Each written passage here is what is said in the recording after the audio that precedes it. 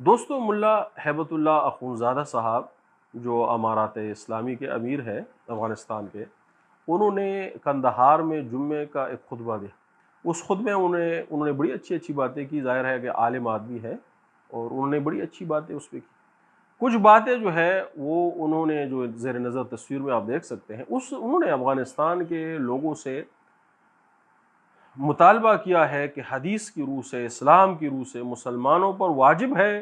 کہ وہ صاحب امر کی غیر مشروط اطاعت کرے۔ اب میرا ان کے ساتھ کوئی کام نہیں، ان کا اپنا معاملہ ہے، جو کرے وہ کرے، لیکن اصول کے حد تک میں ایک عرض جو ہے وہ ضرور کرنا چاہتا ہوں۔ میرے بھائیو، یہ بات بالکل ٹھیک ہے کہ مسلمانوں کے لیے صاحب امر کی اطاعت کرنا یہ واجب ہے، یہ بڑا ضروری ہے مسلمانوں کی اتحاد کے لیے، ان کی قوت کے لیے۔ لیکن کچھ چیزیں صاحب امر کے لیے بھی واجب ہیں،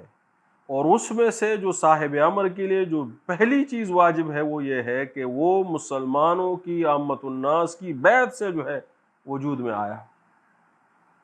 تو جب تک عامت الناس اس کی امامت یا امارت پر راضی نہیں ہوتے، اس وقت تک اس کی امارت اسلامی اصولوں کے مطابق اس کے اندر کمی ہے۔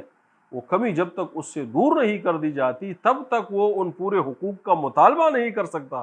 یا عوام پر وہ فرائض عائد نہیں کر سکتا، جب تک وہ کمی اس کے منصب کے اندر جو ہے وہ موجود ہے۔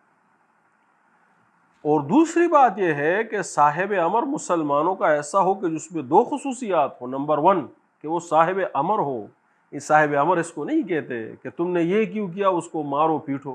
کسی کو جیل بھجوا دو، یہ صاحب امر نہیں ہوتا۔ صاحب امر وہ ہوتا ہے جو ان کے دنیاوی معاملات کا رہنما اور لیڈر ہوتا ہے، جان و مال کا محافظ ہوتا ہے، اس کی ترقی اور نشوونما اور اس کی بڑھوتری جو ہے وہ اس کے ذمہ ہوتی ہے، مسلمانوں کی خوشحالی جو ہے وہ اس کے ذمہ ہوتی ہے۔ تو جب تک صاحب امر کے اندر وہ خصوصیت اور اہلیت اور صلاحیت نہ ہو کہ وہ ان کے دنیاوی امور کے ترقی دے سکیں، ان کی معیشت میں، ان کی زراعت میں، ان کی سائنس اور ٹیکنالوجی، علوم و فنون میں، ان کی صنعتوں میں ان کی خوشحالی نہ کر سکے، ان کی بڑھوتریاں نہ کر سکے، یہ صاحب امر نہیں بن سکتے۔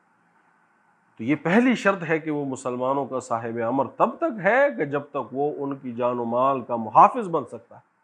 اور دوسرا امر جو ہے وہ اس کے ساتھ دین کے معاملات کا ہے کہ جب تک وہ مسلمانوں کی دینی معاملات کا رہنما نہیں بن سکتا، ان کو اسلام کے مطابق ان کی زندگیوں کو آراستہ نہیں کر سکتا، فیسیلیٹیٹ نہیں کر سکتا، کنڈیوسو انوائرمنٹ نہیں دے سکتا، اسلام کی حفاظت نہیں کر سکتا، معاشرے کی حفاظت نہیں کر سکتا، تب تک بھی وہ مسلمانوں کا صاحب امر اور صاحب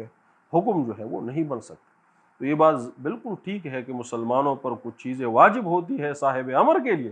یہ ان پر فرض ہے مسلمانوں، لیکن کچھ چیزیں جو ہے وہ صاحب امر پر بھی فرض ہے۔ تو جب تک صاحبان امر پاکستان میں ہو یا جہاں پر بھی ہو، وہ اپنے اندر ان صلاحیتوں کو پیدا نہیں کرتے، تب تک جو